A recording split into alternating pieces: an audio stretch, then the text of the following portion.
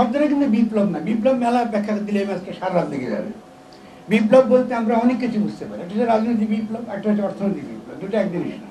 যেমন বলশেভিক বিপ্লব, এটা একটা সমাজতান্ত্রিক ইকোনমিক রেভলিউশন, বা মাওজেদুংয়ের যে বিপ্লবগুলো ছিল এটা সমাজতান্ত্রিক বিপ্লব। কিন্তু সমাজতান্ত্রিক বিপ্লব বলে আলাদা গণতান্ত্রিক বিপ্লব থেকে একেবারে মোটা দাগে আলাদা কোনো বিপ্লব না। এটা আমাদের দেশে বিরাট ভুল ধারণা। মূলত গণ অভ্যুত্থান যদি একটা গণতান্ত্রিক রাষ্ট্রে এবং এই গণতান্ত্রিক রাষ্ট্র গঠনের মধ্যে দিয়ে উপযুক্ত গণতান্ত্রিক প্রতিষ্ঠানগুলো গড়ে তুলতে পারে, তাহলে মূলত অর্থনৈতিক ক্ষেত্রে আরেকটা বিপ্লবের প্রয়োজন হয় না।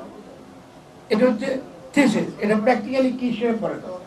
কিন্তু এই জায়গাতে আমাদেরকে বলতে হবে যে এই জায়গায় আমরা কিছু কিছু বলছি কিছু, তাহলে আমরা মনে রাখতে হবে যে বিপ্লব শব্দটা ব্যবহার করতে পারি, এটা অবশ্যই এটা রাজনৈতিক বিপ্লব, কিন্তু এই বিপ্লবের মর্মটা হচ্ছে এটা গণ অভ্যুত্থান এবং তার অন্তর্নিহিত অভিপ্রায়টা হচ্ছে গণ সার্বভৌমত্ব কায়েম সকল ক্ষেত্রে রাষ্ট্রের অর্থনৈতিক আমাদের যে পরিসর, সামাজিক পরিসর, এমনকি নারীদের যে প্রশ্ন, পারিবারিক পরিসর, সকল পরিসরে গণ সার্বভৌমত্ব, জনগণের অভিপ্রায়কে কায়েম করা, তার যে অভিপ্রায়টা, এই অভিপ্রায়কে শনাক্ত করা এবং অভিপ্রায়কে ঠিকভাবে হাজির করা অত্যন্ত গুরুত্বপূর্ণ কাজ।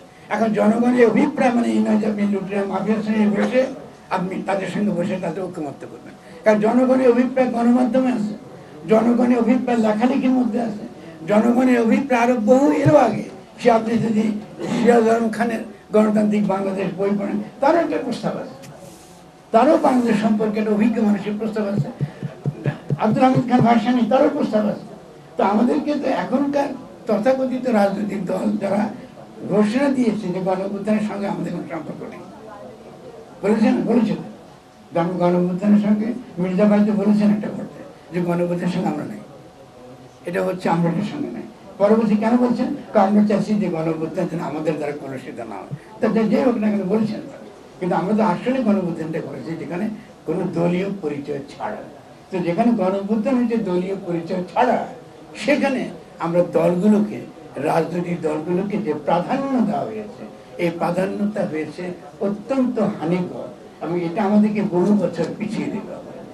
এটা অত্যন্ত খেয়াল রাখতে হবে যে সকলকে, যে এই ধরনের প্রস্তুতগুলো আমাদেরকে কখনো কোনো ইতিবাচক জায়গায় আমাদেরকে সামনে আমাদের এগিয়ে দেবেন।